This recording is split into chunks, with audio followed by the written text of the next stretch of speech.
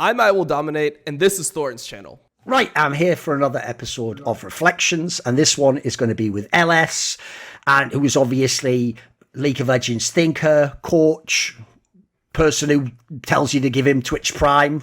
These are all the most famous things he does. They're all in many ways iconic. So, okay, here's where I want to start, LS. So obviously, we've done one of these way back in the day. I mean, I even joked to you. Right. That actually has aged in a way no one would expect, because at the time, if you watched it, it was in like 2014 when I was in Korea, LS has on, think about this, fans, a white sort of surgical mask. And at the time, all the comments are like, why is he wearing that mask? That's weird, isn't it? Wearing a mask. All I'm saying is you were way ahead of the global meta yet again. LS, you were years ahead on this one. Who knew? Turns out that was the counter, who knew, right? No, but anyway, the point I was going to make was, obviously it was ages ago we did one of those, and we've done shows since, but we haven't done one of these big ones. So one of the things I like to do when it's this many years away is I'm not going to go through all the stuff we went on the last episode. That was obviously in 2014, so your career was much shorter. But I would like to touch on a few things from this era and before to see how do you see them in 2022. So actually, let's rewind loads, right? Even though I don't want to go into the gory details, and in that interview and all other interviews, you've told all the stories about what happened in the early days in Brood War and StarCraft and the cheating and the maps. But what I would ask you is this. I'm interested in the modern day in this angle, which is that's one of those things where it happens in my career, it happens in other people's careers. It's one of those things where it's basically if someone doesn't like you, they're always going to default to that. They're always going to bring that up. It doesn't matter that in your case, it's like over a decade now. Like we're talking about someone who's a teenager. This is so long ago, but they'll bring that up almost as though like that's like a quality of you today. Like that's who you are today, right? Does that aspect get to you at all? Because I know there's an element of where before the internet, like you could talk things from the past, stayed in the past and went away from us. They don't sort of get brought back to the future all the time, right? Yeah, there's some funny things about it where, obviously, like I think it's comical. Either the person was around at the same time as me, that they actually do remember these events, and they're still around, and yet they still have like this negativity around it. But then there's like the other side of me that when it gets brought up, I think to myself, like the modern era of streaming and everything, I'm like, man, I would have made money if I did that back then, right? I would have streamed, and I probably would have actually, like, if Twitch existed when I cheated and I was controversial and everything like that. Oh, you would have just been some notorious villain on Twitch, you think? Right. I would have been infamous in that way, but also when I was trying to repair my image, I would have been able to do so because when you're streaming, you can just prove you're not cheating anymore, right? Yeah, sure. So that's the way that I look at it now. But yeah, I mean, it's funny enough. Someone actually just tried to offend me with this yesterday, like or 2 days ago when I was doing the LCK live stream, and I don't know. It's always weird when you see those people, because for me, I have to like wonder what kind of a person is this, that either wasn't directly associated with those actions and chooses to bring them up anyway, or they were in that community of, which had a pool of probably less than 10,000 people. I know that I asked this question, actually, I think to Rich, who a lot of people don't know this is the maker of OBS. He's the OBS studio, one of the original developers or producers, I believe. And this is one of the main coder guys from Team Liquid website. Yeah, don't know Rich from Team Liquid from way back in the day. And I think I asked Rich once upon a time how many people used to use Team Liquid actively back in the day. And I want to say he said 10K. That sounds possible. It was about 10K unique viewers, right? So fast forward, right? And we go forward 14, 15 years, and to still encounter some of those people that might have been in that community that still have some sort of negativity. I was really young at that time, right? I'm 12, 13, 14, 15. I'm going to assume the average TeamLiquid.net user was probably 20 to somewhere in the early 20s, right? Which now means that puts them in what, their mid to late 30s in most cases, maybe sometimes early 30s. And then I just can't fathom. I can't fathom still bringing stuff like that up. When I walk past teenagers nowadays, right, in Korea or something, or if I'm in a PC bong or something, and a kid's, I can't ever imagine holding such animosity towards this kid that so many people held towards me. It's incomprehensible. Because along similar lines, another thing early in your career, which was presented as like a big controversy, and it had all people on Reddit going mad at you, was obviously in StarCraft 2, you had that thing where you got invited to that Red Bull LAN by Artosis and Day 9 and those guys, and you went there and you didn't. But right, I don't want to ask about that because again, these stories have all been told to death, and people know them if they want to, and it's all out there. You can go back and look it up. But what I wanted to ask is this angle, right? This is a bit of a deep question, so you tell me how comfortable you are answering it. But basically, I would say within that particular story, so that was one where you came from Korea, you went to America. Wasn't it in like Denver or some weird place? Wasn't it in some weird spot, the LAN? It wasn't in some like normal city, right? It was Austin. Red Bull Battlegrounds. Austin, there we go. The point is, it wasn't like a New York or an LA. It was, you went to like a big trip over. You went to this tournament. It didn't work out, and basically, famously, you said like, you were like stressed and sleep went wrong, and then people like the game went wrong and everything. What I would ask is this again. It sounds like a harsh question, but I think we know each other well enough. I can ask you this, right? One of the things I would say about your career is, and this might be a theme in some of the other particular cases, is, even when you're good at stuff, it seems like sometimes you can be the one who self-sabotages, or there's certain elements seem to repeat, like things seem to happen with health, or things like you get under pressure and you feel screwed. Like, this seems to be a theme in your career, right? Like, this is something about yourself that you've battled with or has been a challenge? I think it was a challenge for a while. In the early phases, the Red Bull Battlegrounds, the stuff that really fucked with me was when I was getting ready to go to Red Bull Battlegrounds. Again, I was living with MVP Blue and White where they might have been Ozone Red, etc. at the time, and there was some other StarCraft 2 players that had formerly lived there as well that were still lingering along with me. And one of them, his name was Hanbin, and Hanbin used to show up on my stream, and he was very trolly. He was another Terran player. And when I was at the Red Bull LAN, there was an issue with my family. And then in addition to the issue with the family, I got physically harassed in the elevator. And then also there was like broken glass bottle. There was someone banging on one of my hotel room door, and there was broken glass bottle that was slammed against it. And this is why I disappeared the last 1 or 2 days of the events. And I was actually in Day 9's green room backstage. I was with Day 9, I was with Husky, and I was with Cara LaForge. LaFore? I don't know how to say her last name. She was like a journalist or something, right? Day 9's mom. Oh, okay. So Day 9's mom was there, and so I was with them when these things happened. And before my matches on match day, Hanbin had messaged me on Skype and told me that the coaches said that I can't return back to the Korean Pro House. Now, just me getting to this event was funded by Day 9 because I didn't have any money. I only had a couple $100. And I didn't have anywhere in America, obviously. And I was very lucky to be living with MVP Blue and White, Ozone, whatever you want to refer to them as at that time period. And I was paying a couple 100,000 Korean won per month in order to continue to stay there. And I could barely do that as it was. So for Hanbin, he trolled me for a couple hours, but my anxiety was just going through the fucking roof while it was happening. And I didn't have a way to contact anyone else. I remember I messaged Dopani, which was one of the coaches at the house, but it was just really insane. And Hanbin thought it was hilarious, but obviously for me it wasn't. So that's what happened at the Red Bull stuff. But I would agree with you that there was a lot of issues that always did happen.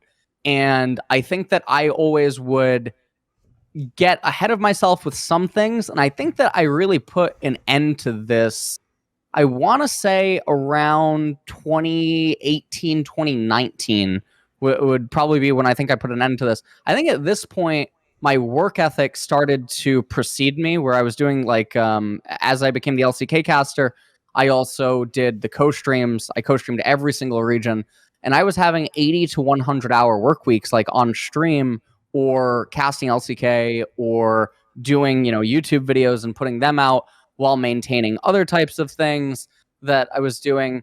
And I never really missed a beat. And I know that a lot of people, even to this day, they'll try to use the fact that I'm very open and transparent with my depression and my anxiety, and it's something that I've struggled with literally my entire life, and I've been very open about that with interviews and videos. I talked to Dr. K. There's like 3 videos on YouTube about that.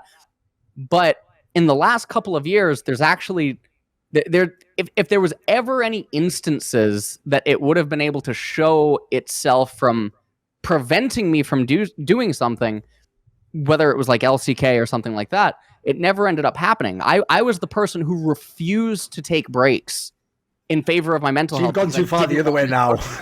Yeah, I actually went way too far.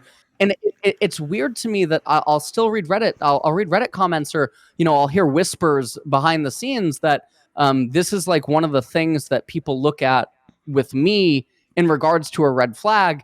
And I look at it like, what are you? There's no objective data to point to that. In fact, it's the opposite direction. It's the complete opposite direction, that I work too much and that I'm very punctual when it comes to working here.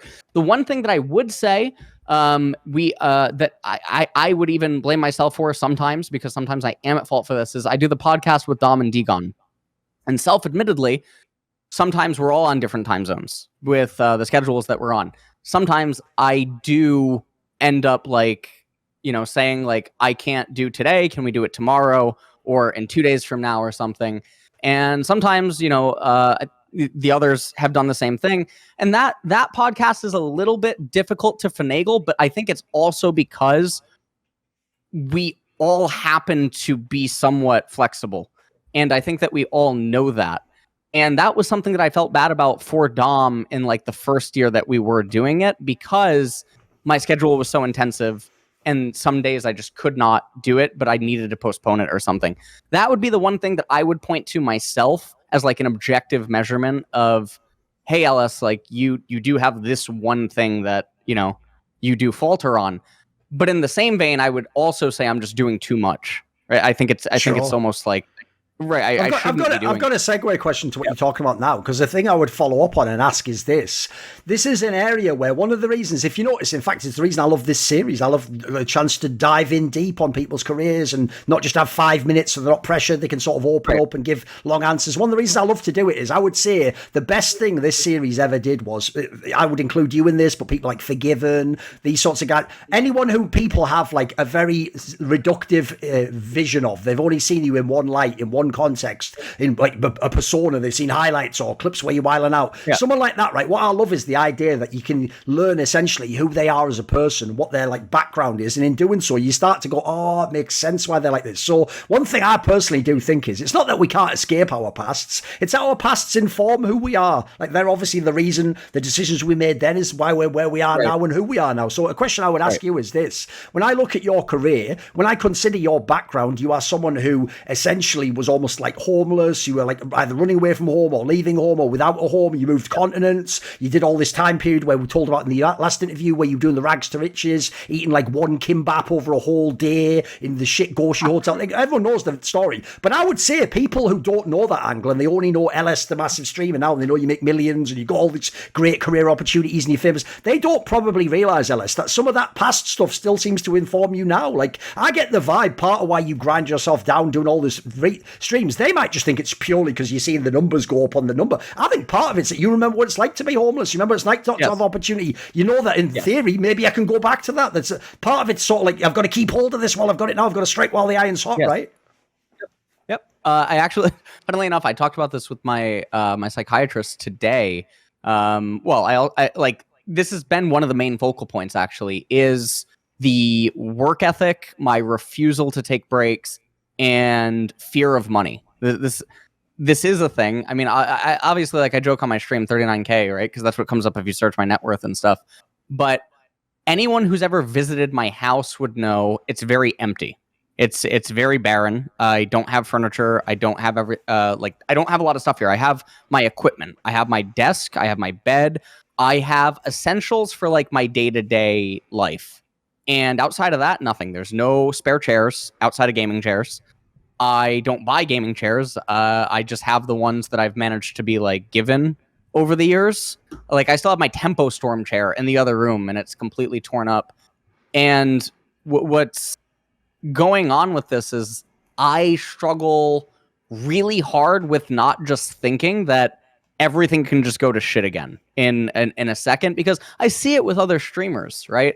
I was really struggling sub 1K, and people might think sub 1K isn't struggling on Twitch necessarily if you have a couple hundred viewers, but people got to understand that getting a sub button back in the day was way harder, and ad revenue was not the same as it is today, and sub revenue share, even if you were a partner, well, you had to be a partner. You couldn't get a sub button as an affiliate. That wasn't a thing until way later. And I've been on Twitch since 2011. So it's, you know, I didn't start getting large until 2018, 2019. The real breakout was obviously the co-streaming is what ended up happening. There was also the Twitch rivals with Yasuo and Sanchovies and stuff where that was very large as well. And I struggled a lot, and it torments me even to this day that even when I was just on my 1.5, 2 month break almost, where I was just gone from everything, I was almost like in pain every day because there's just a side of me that still just remembers everything. And it's a really difficult thing to disconnect from. And it's also a really difficult thing to disconnect from when it goes back even further than just like being in Korea, not having money, but also what money meant even growing up as a kid. And dude, I'll give you a quick example, right? When I actually got to the point, because I also grew up from a family where like we've earned very little money. Like basically we were just like, we weren't poor, but it's like we just, I didn't know that what we didn't have basically, we didn't have any of the things other people did. So what I would say is this, even years and years and years after I'd already started to make like good esports money, doing events in CSGO and as a journalist, it took me years to let myself buy stuff, dude. I would always still like keep things till they were totally worn out. I wouldn't like buy like the joke is I'd have like the phone that was really old, and then I'd go, wait a minute, I couldn't even write that off on my tax, so I haven't just bought the newest one. And I like actually had to like crack my whole paradigm. Otherwise, the joke is I'd have had all the money, but I'd still in my mind being poor, if you know what I mean. No, I did the same thing. I made a decision, I want to say it was last summer, to actually start spending my money. And that was a very large change for me. There had been points in my career where I tried to start to spend my money to like, you know, make things a little bit more comfortable or whatnot. But it was always painful. And even nowadays, I will find myself having desires to not do things that are, you know, luxurious or something. Which is, I don't know. It's very odd, and it's something that I do continue to struggle with. But obviously, the upside with it is that it's not like I'm actually in danger. That's what I would say on all this. Right. One thing I wanted to ask about was, I know again, the stories of the specific teams have been told, but I wanted to go back in time and ask about a couple of key things. So one thing is this, right? People might know one of obviously the first coaching gigs for LS was when you were in Europe and you did the SUPA HOT CREW team, and then you were in the EULCS, right? And famously, obviously I'm not going to ask about that team, it's not as interesting, but the player I do want to ask about, because there's a very specific reason, is because obviously he's been part of your career since, is the mid laner. At the time he was called like Corey or whatever, but now he's called Selfie, isn't he? That's the name famously that people might remember him, or maybe it was the other way around, maybe he changed Corey after Selfie, I forget which way it was. But obviously this player, this was the year where, if people don't know, he was like a breakout mid laner. It's Polish mid laner, he looked good, he looked like actually he was one of the players where you'd think in the future. I would say that year for him was like when, you know, that year when like Nemesis and Abadagi and Humanoid all came in. It's like they're not at the peak yet, but you can already see there's some potential there, and they're good. And like those guys, you're mixing up with the best. You're already in a league with, you know, Expected and Froggen and these guys who were the monsters, so you can already see there is something there, right? Now obviously the problem was this career was basically that this team was the height of his career. After that, he was like briefly in the H2K one that didn't work out too well, and then obviously since then he's barely played, or he's been famously on a lot of benches or on academy level teams and so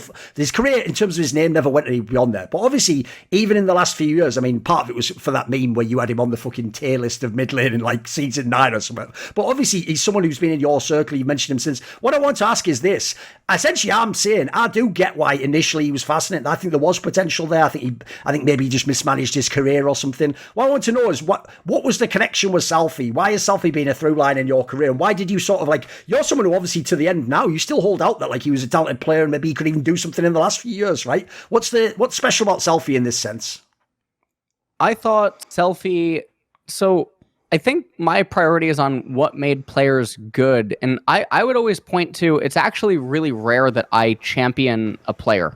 I think this is something, because I stream so much, because I tweet so much, because I make so many videos, it's actually really rare I fully, champion someone like behind them. And I would point to, and again, someone could say that's like a fallacy, that I was very consistent in this regard with very elite players, of old. I think even in the first Reflections video, that was the first time Apto was mentioned in the West. Sure. And, I went on to do similar things with a lot of other players that ended up being very, very successful. And I always thought that the things that I valued were clearly very different from what other people valued, and that I cared a lot more about the mechanics of a player and the responses that a player would choose to make when presented with certain situations, which could give you deeper insight into maybe what they're thinking, what are they prioritizing, and what type of things do they think are important, like with their own play and practice and stuff. So I always thought Selfie was very, very good in that regard. I think Selfie had other issues as a player because, again, he was very young when he had the SHC breakout thing. And I think Selfie had other things that are not for like me to discuss. Not that they're bad, but everyone has stuff that goes on and whatnot. He had a lot of weird idiosyncratic qualities, put it that way, right? So yeah, he had some stuff. I mean, he's not a bad person at all. No, just a strange person. I would just say, yeah. And Selfie, I always liked Selfie. I always got along with him, but he also had a knack for somehow always getting in with the bad crowd. I mean, there was the iconic leak that actually came from me, right? When he went to have that conversation with MYM, I was the one that told him, right, you should actually get this on record. And there's still to this day the unreleased audio clip that I believe Richard Lewis has, but no one else ends up having it. There's the unreleased audio clip that Raya even knew about and didn't act on, which is insane to me. Oh, it's insane. So the unreleased audio clip is insanity. Now it spawned the meme "Move Your Mothers" and whatnot. Then after that, I tried to bring him over to Roar in North America, a team that I was on for like literally 2 weeks or something. Before they, I joined like a week before they had to play their qualifier match to NACS Challenger Series when relegation still existed. And he flew out and he was in Vancouver for like a week or something like that. But then LEC, not a franchise league yet, MYM was trying to enforce contracts. Riot didn't know how to respond to it. And we actually got lied to. And so he flew back to Europe and ended up playing on MYM. I think that there was a player named like Blizer 3000 or something who looked identical to Ocelot at the time, who was the fill-in mid laner. And then MYM went on to get, nothing happened with MYM. And after that, what happened to Selfie? He joined like Schalke, and he had one of the highest salaries in Europe or something, I believe at that point, to my knowledge. And this is when salary inflation was just starting. When I first joined League, right, a really high salary was $4,000 a month, $3,000 a month. That was really high. And then by this point, $8,000, $10,000, these numbers were starting to come in per month, right? And Selfie was above that. And so I think he felt really good about that. And so he would neglect other issues that were maybe present and whatnot. And then after that, he got bounced around with various teams. And there was the potential to have him go to Gravity at one point. That didn't end up happening. Then there was some rumor that I don't remember the validity of because so many years have passed, but the CLG thing, where maybe he was going to go to CLG as a role swap or something.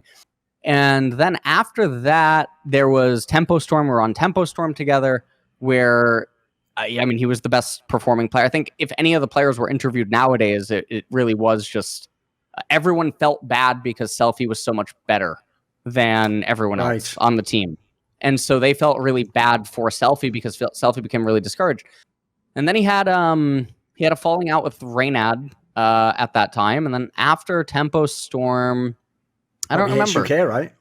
Yeah. It might be that. It might be that instance. And then he went to North America for a while, and then nothing really came anymore. And I would always talk with him from time to time, and he would complain about certain things obviously happening inside of the scene, and he would bounce around. Then there was a point where I was on BBQ, and we wanted Selfie because we 2 import slots on Challenger Series. And we were having issues with the mid laner and the top laner on BBQ. And we thought if Selfie comes, then maybe, everything will work out. And at this time, I think he was on FlyQuest. I think he was on the bench. And I believe the general manager wanted $60K for a buyout. And what ended up happening is the BBQ management said no. And then I said, I'll pay it. And then the BBQ management got really offended that I offered to pay it, and actually caused a huge fight with all the players and everything else. Not the player, like the management was really angry in front of me and all the players and stuff. And so that ended up happening. So Selfie didn't go to BBQ. Selfie then came to Korea that off season, this is on Leaguepedia, and we all scrimmed together for a few weeks with Selfie playing mid lane. And it was really obvious because it was BBQ with Selfie in mid lane. And the idea is that LCK was franchising soon, and we knew how much money the Challenger Series spot would be worth.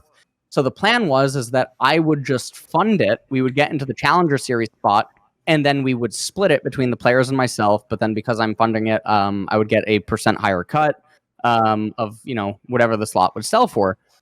And there were some Korean teams that were really upset at this, and they tried to prevent it by saying that Selfie couldn't play because he wasn't eligible to play because he didn't have a proper account, but he had a Riot account, so technically he did have a proper account.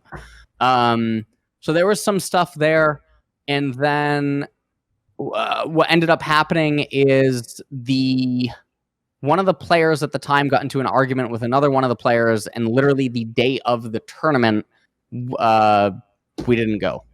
That was it. But in scrims, everything was really well. Everything was going really well. Everyone on, all the Korean players really enjoyed having Selfie and whatnot.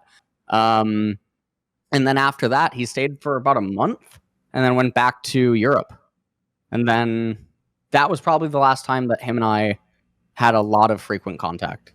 So it sounds like basically, like, you do think he had the talent and he was a prospect, but he just zigged when he should have zagged a lot of times in his career. Yeah. Yeah.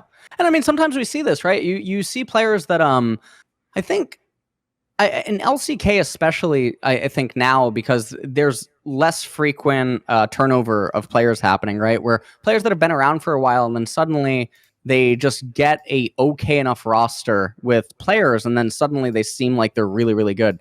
I always thought Selfie had a really, really good first-person view. And I always thought Selfie had really, really good mechanics, and I always thought he was very calm under pressure inside of the game. With like mechanical execution and stuff. And these were all traits that I really, really valued. And I thought Selfie, if you could give him real, tangible arguments and reasons to do something, then he would end up doing it. I remember the first scrims in Korea where he was so uncomfortable that I want to say he almost cried, but I can't remember. It was me and him on a walk. His face did get really red. And he said he felt really bad about the way that we were playing because he's not used to it from Europe with like the Koreans and like the freezing and just playing for laning phase and lane manipulation and economy and stuff, and always drafting to just like outscale the opponent or outlayer and stuff. And he got really emotional because he was so conflicted with how different the game felt playing that way versus how he was used to. And so yeah, that's what ended up happening. I always held him in really high regard for his ability. But I think that he loses respect for people really quick. And I think that once that happens, I think he just sort of shuts down, or he just, he's only going to be there for himself at that point.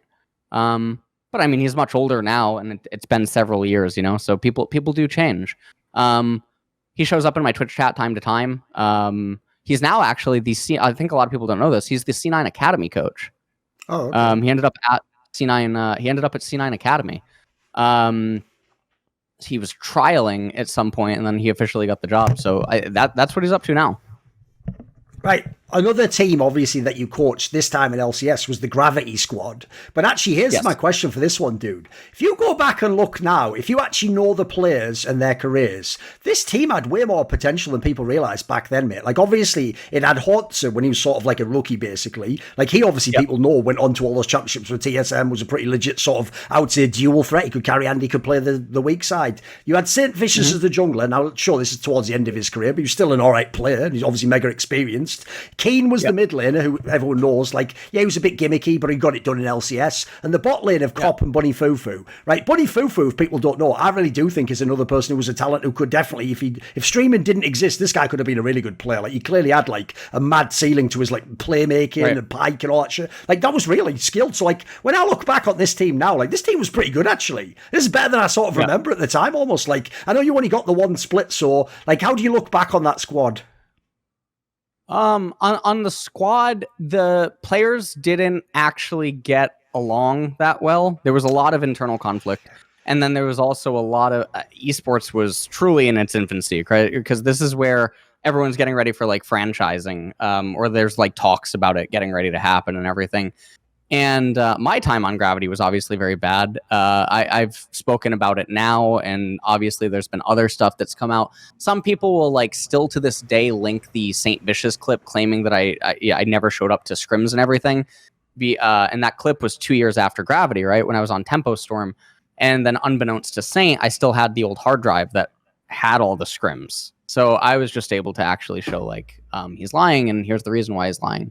And it was because one of his friends was also vying for the Tempo Storm coach position, right? So that's what ended up happening. That was the drama. But you'll still get a couple of morons that link that and claim that there was stuff on Gravity. But then, you know, I've talked about some of the stuff on Gravity that was absolutely abhorrent that happened to me, with like my Adderall medication being stolen at some of the parties. And then the management of the team literally claiming that I just emptied the bottle and was claiming that it was stolen.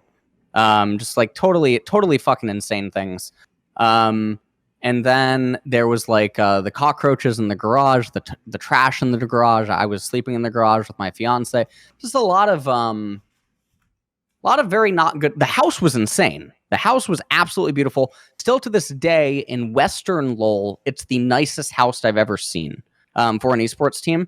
I haven't seen like too many, but it is by far and away the nicest house. Now, it was in bumfuck nowhere in LA, right? It was an hour and a half drive or something to Riot, which probably made it so, you know, the cost was more affordable. But yeah, there was a lot of issues there at Gravity. And a lot of people didn't like each other. And I think a lot of people only liked each other while they were there with each other, sort of like as a coexistence thing. Like, they're indifferent, but because they like this, you know, it's not that they like you, they just dislike you the least. So that, you know, they socialize and stuff.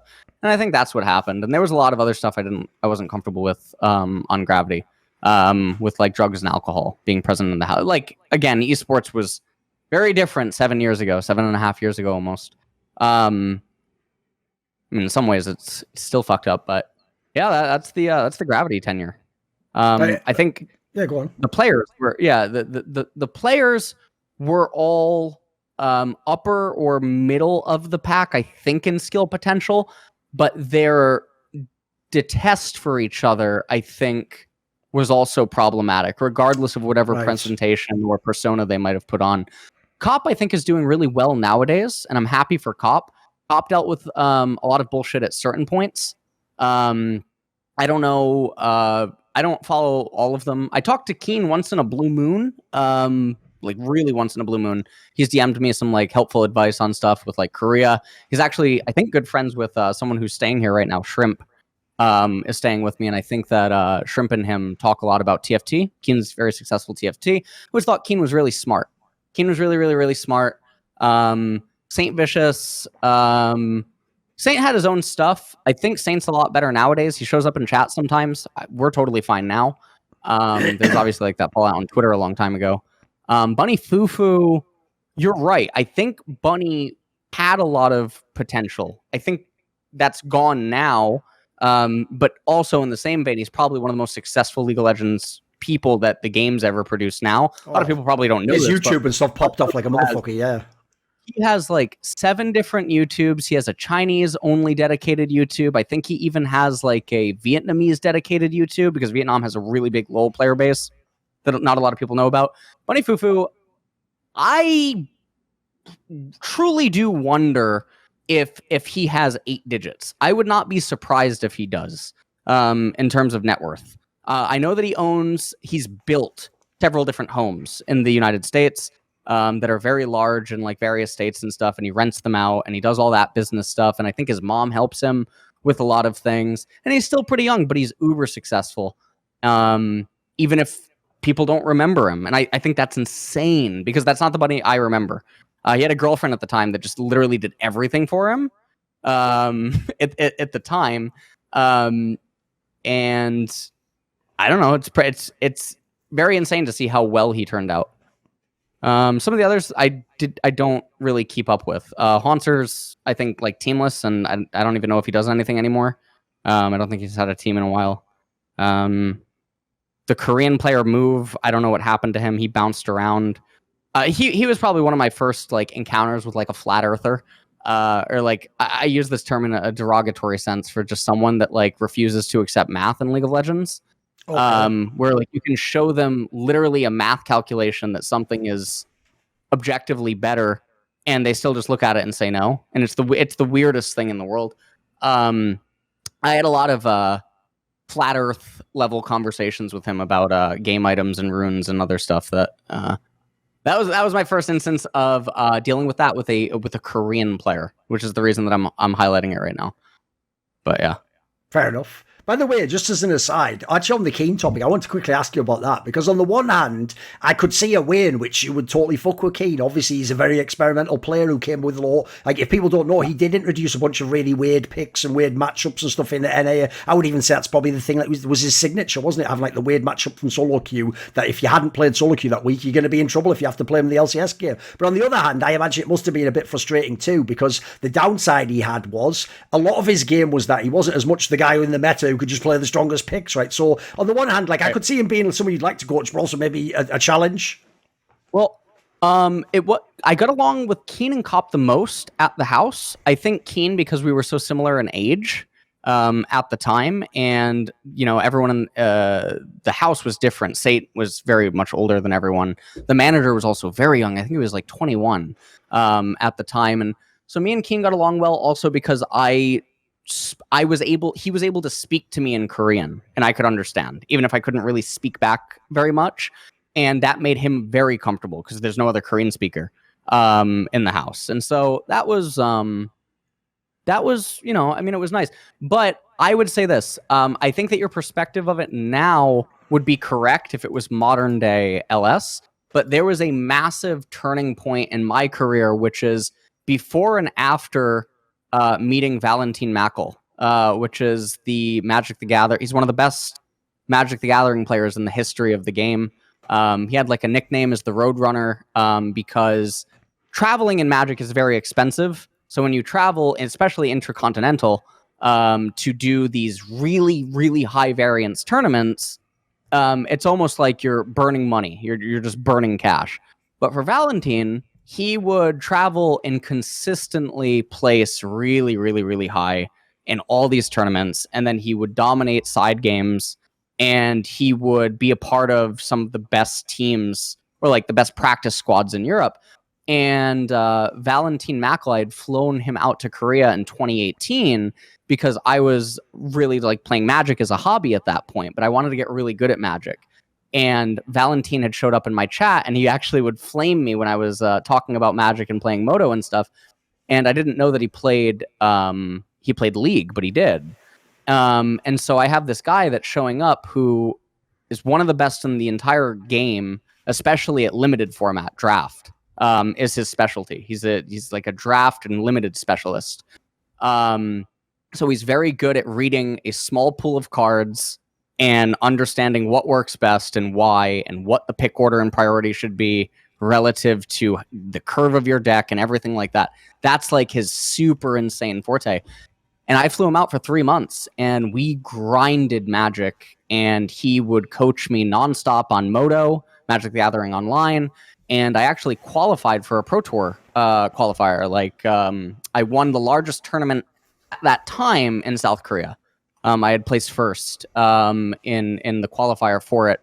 And I mean, I attribute it all to him. But after that coaching, and again, it's the draft format. It's the limited pool where a lot of cards repeat, a lot of things repeat, etc. My whole view of League just changed when it comes to like draft, especially, and team comps and themes and stuff. And I attribute it all to him. Is there a simple way to explain that, by the way? Like what would the big difference be? What would the epiphany be? The epiphany would be that just because a card is like a bomb or a Z tier thing or S tier, right? It doesn't actually mean it's best in slot. Because the way that the deck's shaping up, or what it's susceptible to, or what type of weaknesses it could be, how late it is inside of the draft, like these types of things, that when you apply it to League, most people think that you just keep drafting top. Well, I mean, I'll give you an example. If we're talking today, you will obviously see a million Reddit threads where whichever team didn't have Zerian loses. Like, you should have drafted Zeri no matter what, but like, there's no context to it. They just think if it's available, you have to draft it because it's OP, right? Right. But my main thing with League drafting is that it's face up, whereas Magic is concealed. And obviously I have history with poker as well, but the fact that League's face up, imagine, so in card games, normally there's a thing called a side deck. And the side deck normally features very, very specific cards for very specific matchups.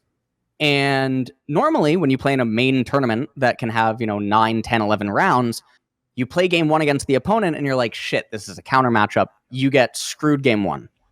And then game 2, you go to your sideboard and you're like, I have these 7 cards that are really good against this guy's deck.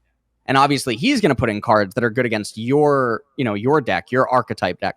In League of Legends, drafting is face up. So you get to sideboard in real time. So it's so unfathomable to me when these broken champions aren't actually broken when you leave them wide open to side decking in real time in the draft, which is why I started stressing and putting so much emphasis on and value on multi-flex champions, and champions that even if they have weaknesses, their upside is so amazing versus a wide range that it leaves you with so much room inside of draft phase that it becomes really difficult for your opponent to pin you. That's where a lot of my change came from. And I mean, I still hold the same conviction today. Sure. I mean, let's get into some of this. This is a good topic. Obviously, this is something I did plan the interview to talk about, draft and philosophy on the game and stuff. Right. One thing I would say is this. I actually think, as much as like it's a classic thing that is what all the Reddit threads and Twitter analysis was always about draft. Like, there was always the go-to, you should have drafted the champion that carried the game. Why didn't you get this OP? You didn't, like, it's obviously that's the classic results-based analysis everyone's doing. But I would say people, despite the fact it was always the focal point of criticism, I don't think teams and players and coaches actually treated it like you're saying as an entire sort of field of study. Like, for me, I would say, to me, draft should literally be as serious as if you were a chess player. Like, the idea of studying openings. Yes, you don't just go, I know the basics and then get on with chess. You spend hours studying this shit, and you also, crucially, is why I give the analogy, you find out the newest openings and then you look at historical ones, and like, that's an entire field in that thing. You can just be a specialist in that one area. Like, I feel like in League, because look, I get why as a coach you want your players to believe the draft doesn't decide the whole game because they have to play the game, but it is obviously at times incredibly influential, and it does feel like sometimes people didn't put like their level of seriousness on it like this. Like, as you're saying, there were people where the joke is many years of League of Legends was just 2 teams have like a post-it note with like almost like a ranking of the most OP champions. They just try and get as many as they can. That's about it. Or they get the champion for that player that he wants. They're not thinking like you are of an entire draft philosophy, or what meta are we in, or like maybe this isn't the best piece here, but it blocks something from him and now he has to draft the worst one. Like, I think there's a lot of concepts you kind of brought to the fore that people weren't focusing on, right?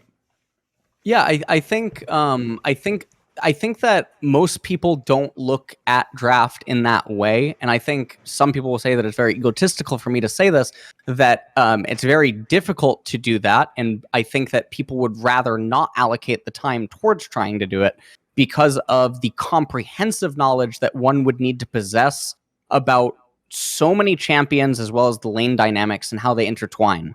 And I think that that is you're not going to get there just by watching footage, by watching VODs. You're not getting there the same way that someone is not going to open up chess videos on YouTube and only watch chess videos and then suddenly climb in MMR. It is not the fucking same.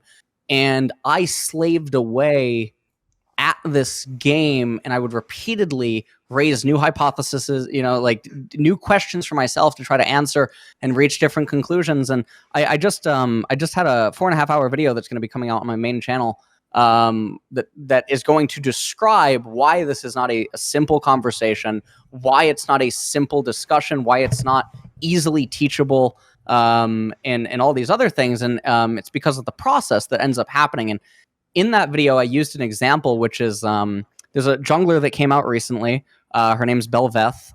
And Belveth, interestingly, has an obscenely quick clear, her clear speed inside of the jungle. And it took a YouTuber that is known for doing jungle clears, self-admittedly, it took him 6 hours to figure out how to do this clear, of not giving up. Just 6 continuous hours. There's no pro player that's going to do that. I just, no one's doing that. And I was trying to do it for probably 2 hours, and I actually rage quit a stream. I could not do it. There was no fucking way. And I didn't even believe chat when they first told me that this clear speed was possible, because it was so far away from where I was on clearing. And I'm someone that tries to obsess over the nitty gritty and like do these things. And I watched the video and I'm just in disbelief. And I'm like, what the fuck is going on? What am I not getting? And what I try to explain is that he probably reached that through a series of things. Maybe on try 56, he's like, oh, I cleared raptors at this time. What did I do? And then on red, on try 97, he found a way to clear red faster. And then on try 152, he cleared golems quicker. And then on try 204, he cleared Gromp somehow faster. And then he's still trying to figure out how to tie all of these isolated incidents in together to make the end result. And how do you describe all those incidences leading up to those discoveries? And you can't, and people on Reddit and people on Twitter, they don't understand that. It's not a simple discussion. Now, you can save a lot of time if someone possesses the understanding that that is already how it is, that these things come about this way, or that you have to do these tests. So imagine if the player accepts that the pro player is confident, and that like the pro player is like, nah, I tried it so many ways and I have so much experience doing this. There's no way to get it faster. And then imagine he gives up. Maybe no one actually discovers the Belveth clear. If he just gives up at try 160 because he accepted that a pro player with a multi-million-dollar organization. This is one of the things I hate too, is when people think that the coaching staffs or the analysts on teams are like grinding away at these things and they must always know best. It's not true. Usually the polar opposite is actually true. There is a lot of complacency, and there's actually not a lot of grinding, and there's genuinely not a lot of testing. It's way lazier than one might think. And that's why I think that people like the guy that made the jungle video is so important, because he keeps doing it and discovers that there's minor things. And the greatest thing about it is that he was then able to reach a point where he can replicate it almost every single time. Now, if a pro player would say with a straight face that there is no difference between Belveth clearing 14, 15 seconds faster with zero downside, because this is the thing, it's zero downside. You're full HP and you just actually clear 15 seconds faster. There's literally you have no excuse not to do it. And actually, with the way the Belveth clears, if you don't do this clear, you can't get to Scuttle Crab versus some junglers. So now there's another huge dynamic. Or you're forced to do 5 camp. You can't do a full clear, which now stunts your second thing. So it's things like this that really irk me. So the Belveth stuff, this Belveth analogy, is a really good example of how conclusions are reached, but they're not reached with one VOD. They're not reached with one video. And when someone does analysis of something, like, iconically, I was a very big Renekton hater, right? And the reason that I'm a Renekton hater is not because of this one game. It's just because of like the Belveth thing. There are so many isolated incidences, just like in the Belveth clear, that Renekton has shown an ineffectiveness compared to his effectiveness when pressed against these series of questions or these circumstances. And I feel like these are so consistent and they are more practical and they're more plentiful than the opposite, which is believed to be true. In like a pro environment, not like solo queue or competitive. And that's a very difficult conversation to have with anyone that won't have it in good faith. And it's also a really long conversation, which then is very stressful, which then also means, is the other person even interested in this conversation? Usually the answer is no. This video was kindly supported by Kill Your Inner Loser, Ahmed Haju, Matt Pugnaccio Racula, Paul Villa, Travis Goff, Adam Oaks, Animosity, Bot Pounder 420, Hades, Jensen Gore, Kovacevic, Pacey, Tobias Bernasconi, Tosh, Toucan, and as always, special thanks goes out to Jerky's Minion. Do you want to suggest a topic or a guest for my shows? Would you like to ask a question in my Patreon AMA? Maybe you want teasers, find out who the next Reflections guests are or upcoming talk show guests. Do you want to take part in one of those long donated discussions with me? Well, if any of the above or more sound interesting to you, put your money where your mouth is. Join the Illuminati today via the Patreon link in the description box below.